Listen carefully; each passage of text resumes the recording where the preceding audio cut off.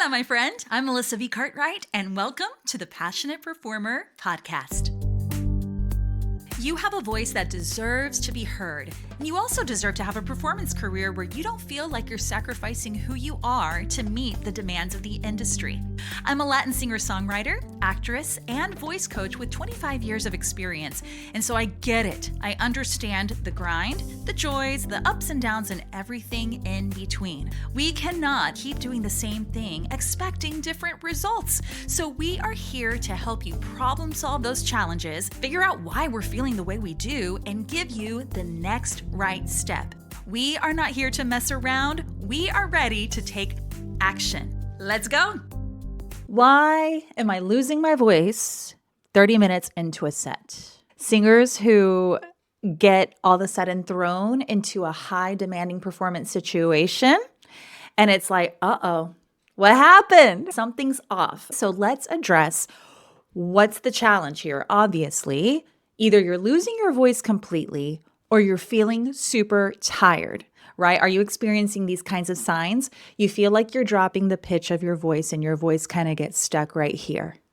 And you're thinking, well, the next song on my set list actually is up here. How am I going to do that? How am I going to do that without having to default either to a lighter, breathier tone like I didn't want to? I wanted to belt that. I wanted to mix that just like that. But I feel like I'm gonna have to sing it up here like that. And I'm not even halfway through a set. I've got a 3-hour set to do at this gig. What is going on? So frustrating. Let's talk about why you're feeling this way. If this is one of the first high demand vocal situations for you, let's take a look at what you did beforehand to prep. Did you get sufficient rest? And actually, I take this back. This is for everybody. Even if you've been at this, if you've been the front man of a band for 20 years and all of a sudden you're like, why can't I make it through this set? Let's take a look at all the other variables in your life that are affecting this. Because my friend, the reality is you do not have an instrument when you're singing that you can put away in a case, just like your guitar. It is a living instrument, which means that what you think and what you feel in your body and the extraneous circumstances around you will affect the way that you sound. I know you want to compartmentalize it. I know you wish you could put it in a case and just take it back out, tune it up, and get ready to go, just like you do with an instrument that you play. But the reality is, you got to take a look at your entire lifestyle to see what's going on, because you should not be fatiguing at 30 minutes in. You should not be losing your voice at 30 minutes in. Let's take a look at some variables. How much are you resting? And this can be sleep. This can be activities that don't require a huge mental and physical output from you. I'm talking about examine the way you feel after you've been mindlessly scrolling on your phone for 30 minutes. I am saying this because your girl is in the thick of it. This is something I'm having to examine too. If I pick up my phone, it's almost like a subconscious movement of my thumb going up and down, trying to swipe, because I have conditioned myself to automatically reaching for the phone to scroll.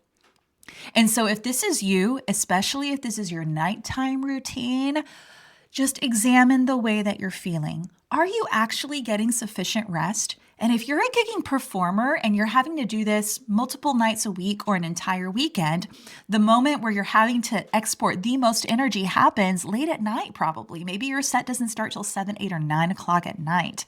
So are there pockets in your day where, because you had to perform late at night, can you rest? Can you sleep in? Do you have the luxury of adjusting your schedule to do so? Examine the hours in your day. That's step number 1. Step number 2, examine what you're doing before you fall asleep in order to give you sufficient rest. Are you able to take a cat nap? I can't tell you the number of times lately I've been doing that because your girl is also a perimenopausal performer, all right? So my sleep is starting to get affected with hormonal changes, and so I've got to look at my day. And if I'm not able to actually fall asleep, a lot of times I'll do a meditation. So examine your day, see where you can supplement rest and get Good rest. Number 3, when you examine your lifestyle, how much are you hydrating? Oh man, here she comes with the water talk. Yep, this is my best friend and accessory, my water bottle. Now I subconsciously take swigs. So you can take a swig of something, preferably water, when you pick up your phone, right? And just get them in. Don't just drink when you're thirsty. Number 2, on the hydration talk, you can eat plenty of foods that are water enriched. Cucumbers, watermelons when they're in season in order to hydrate your body. If you are grabbing that bottle of water, taking a swig because you felt a little phlegm or you're starting to feel fatigued, and you think that that magic swig of water is going to be the cure to all of those vocal woes, but you have not picked up that bottle all day long, you ain't gonna do nothing. It may provide a sense of comfort for you in the moment, but nothing actually touches your vocal folds. Otherwise, you would be choking. In order for water to truly benefit your vocal folds, it can take up to 4 hours from the time you take that swig to when you feel the effects of it. Because water is also having to hydrate your entire body and all of your organs, not just your voice, not just your vocal folds, okay? So that's number 2 on the hydration list. Number 3 is steam and nebulization. Get you a steamer, get you a nebulizer. You can get you a Pure Mist that is like the Cadillac of all the steamers and nebulizers out there, or there are some very affordable options on Amazon. The benefits of this, even if it's just a cup of steamed water, breathing that in, is that those particles actually do directly touch the vocal folds, your lungs. They can help clear up the mucus that you are feeling, like when you're having to feel phlegmy or if you're incredibly dry, okay? So rest, hydration, and also what are you doing leading up to the gig? If you have been yapping your face off all day long without any vocal breaks, you're already starting at 40-50% capacity when you start that 3-hour gig. Examine how much you're using your voice throughout the day, because you don't have a separate singing voice and a separate speaking voice. It's all one voice. Warming up. You would never, ever go for a 10-mile run without warming up your muscles, right? So why would you do that to your voice? You got to get some blood flow going. And one of the easiest ones you can do as soon as you stop listening to this episode, or you can push pause right now, is a hum. This is not your mouth clamped down. Open your mouth just a little bit, close the lips slightly, and start humming. If you feel like a little buzzy buzz sensation in the lips, teeth, tongue, anywhere in that region, that's a good sensation. You can start by just sustaining one note, or start humming up and down, and go up and down to those extremities. But if you just want an easy start, that is a great start, and one that you can do all the dang time. Now, let's look at your set list. Are you blowing it out of the water with the first 5 songs at an intensity level of 10 or 11? Let's talk about that for a second. Seriously, I know so many singers who are just like haphazardly writing down their set list like on a napkin before they go. And if you are a seasoned pro who's been doing this for years and you've got to that state, that is amazing. So whether you are taking 2 hours to craft a set list or you're able to jot it down on a napkin, let's take a look at the order of your songs. Instead of 1 through 10, let's just make it easier. 1 through 5. 5 being the most energetic, the fastest in tempo, the maximum output of energy and singing. 1 being the slowest ballad, mood-wise, and then the range in between. Do you have to start your set list at a 5? Do those first 3 songs have to be 5, 5, 5, 5? Does it? This may depend on musical genre for you, but even if you are a screamer rock band, even within that genre, you can still have a range of songs with different intensities of 1 through 5.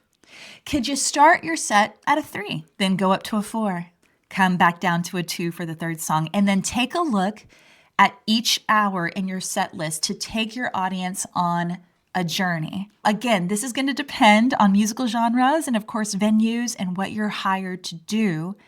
But you can take a look at what you're doing and how you're crafting that set list. So let's go back. Hydrate, rest, warm up, craft your set list accordingly. And then let's talk about how you're actually getting up there to rile up the crowd or provide energy. And I'm guilty of this too, because I'm a pretty energetic performer. If this is you, a lot of times we can export energy, not just with volume of singing. I want to say that again. Energetic performances does not always equal volume of singing. And here's what happens. You get excited. Your adrenaline is souped up. And then what happens? You immediately start singing. Mezzo forte, forte, medium to loud. That is the intensity you are bringing for the first 3-4 songs. And if we're timing it out, like the title of this episode, about 5 or 6 songs in, you're at 30 minutes. No wonder you're pooping out. Okay? In your singing and in your vocal training, you can learn to amplify sound, mix, belt, do whatever it is you need to do with about 40-50% effort. We call that resonant singing. That's something that we try to master, how we feel the sound. Remember when I talked to you about the hum and feeling that little buzzy buzz? Because you may be in a performance situation where the monitors go out and then you're having to rely on the way the sound feels within your body in order to trust that I am totally giving the amount of energy that I want to from a volume and intensity perspective. Another way to communicate energy is in your facial expressions, in your body, in your stage blocking. And listen, if you are one of these performers who sings and moves at the same time, especially all my electronic dance musicians, you're out there, you're feeling like you have to run back and forth on the stage. Well, do you? I'd like to propose that question. Do you? If you got invited to a music festival, huge music festival, and typically this crowd is jumping up and down, but again, examine, is that serving the entire performance? It's one thing to get invited to a music festival and only perform 2 or 3 songs because you're part of a huge lineup. It's another thing when you're the headliner and you're providing 2 hours worth of music or 3 hours worth of music. So keep that in mind. It's a give and take. And this is something that you could work on with a voice and performance coach to craft exactly what your needs are for what you're hired to do or cast to do, right? Especially my musical theater performers. So let's go back and review. You should not be losing your voice 30 minutes into a performance. The reasons why you may be feeling this way are lack of sleep, lack of rest, lack of hydration, lack of warming up, doing too much too soon, and not knowing how to bring balance in the way that you sing, in the way that you bring energy on the stage.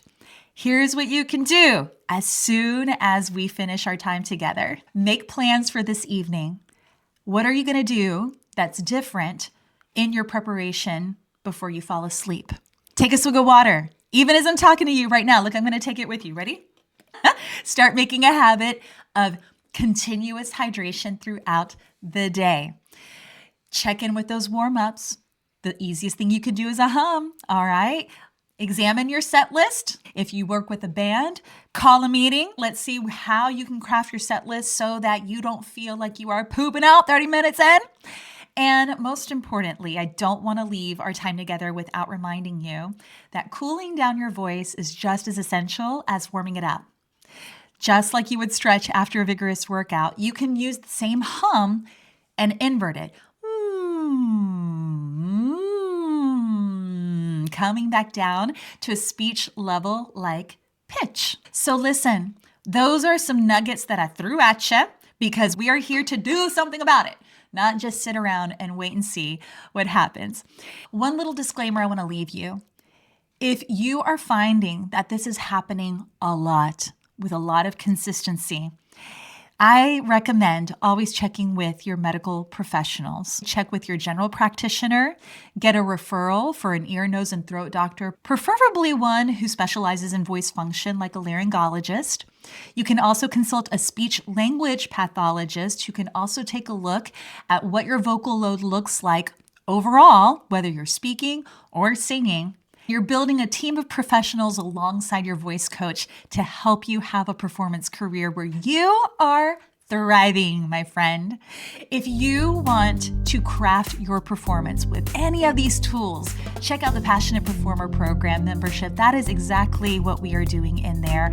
There's a whole library of warm-ups that we can customize for your voice, for your performance needs. In fact, I want you to feel as prepared as possible. So I'm going to throw in a free pre-show video warm-up that you can just press play and go, whether it's in a corner, in the practice room, green room, or backstage, so that you can not just get your voice ready, you can get your brain and your body ready for a stellar performance. And you can check that out in the show notes.